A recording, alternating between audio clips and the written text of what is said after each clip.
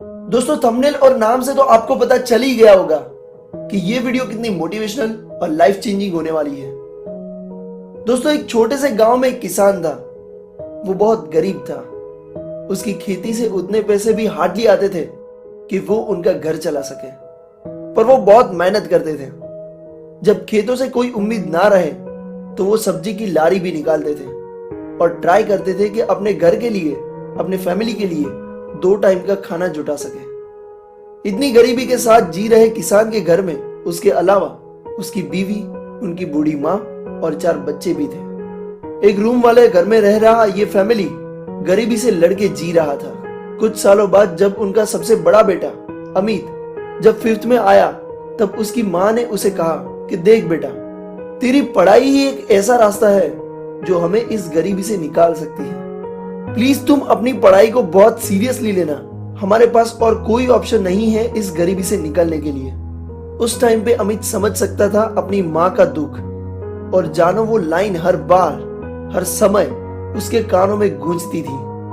उसने ठान लिया था कि कुछ भी हो जाए अब वो कुछ बन के दिखाएगा और अपनी फैमिली को इस गरीबी से निकाल के रहेगा।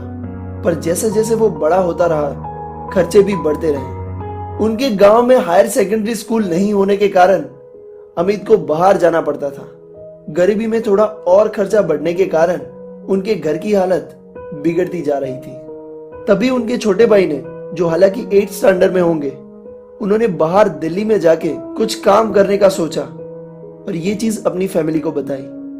तब वो बहुत छोटे थे और इसी के कारण पेरेंट्स ने उन्हें बाहर जाने से मना कर दिया। और इतनी गरीबी और काम ना कर पाने के कारण वो धीरे धीरे डिप्रेशन में चला गया। अब उसका इलाज भी चालू हो गया, पर वो इस मुसीबत से बाहर नहीं आ सका और कुछ टाइम बाद उसने इस गरीबी से छुटकारा पाने के लिए सुसाइड कर लिया। दोस्तों ये सच्ची कहानी है, मैं कोई ऐसे ही बातें नहीं बना रहा। अब अमित से ये सब देखा नहीं जा रहा था। उसे पता था ये सब सिर्फ गरीबी के कारण हो रहा था। उनकी फैमिली जो सफर कर रही थी, वो उसका छोटा भाई भी खो चुका था। आप सोच सकते हो कि उसको कितना हर्ट हो रहा होगा, वो कितना दुखी होगा। पर उसने ठान लिया कि उसको 10th के बाद क्या करना है और क्या बनना है। उसने आंसुओं को पोंछ के अपने आप से बोला, अब मैं पीछे नहीं हट सकता, मेरे पास बस एक ही ऑप्शन है। और फिर वो पढ़ाई पे लग गया और अच्छे रिजल्ट के साथ उसने 10th भी पास किया। उन्होंने अपने पापा से कहा कि उन्हें सुपर 30 के आनंद सर से मिलना है और वो दोनों उन्हें मिलने गए और उन्हें उस एकेडमी में एडमिशन भी मिल गया। आनंद सर ने नोटिस किया कि वो रोज देर रात तक पढ़ता था और बहुत मेहनत करता था।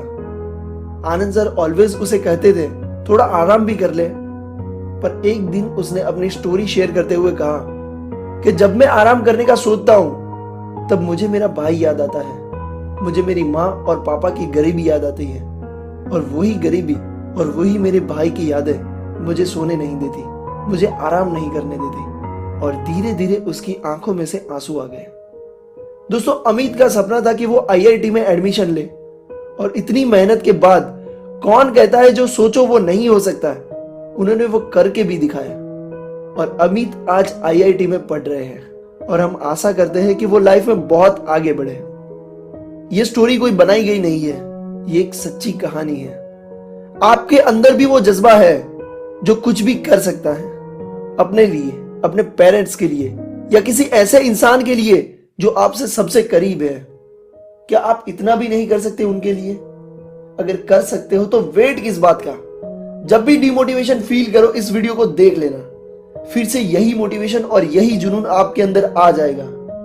अगर मेरी छोटी सी कोशिश आपको अच्छी लगी हो तो मुझे मोटिवेशन देने के लिए प्लीज इस वीडियो को लाइक जरूर करें।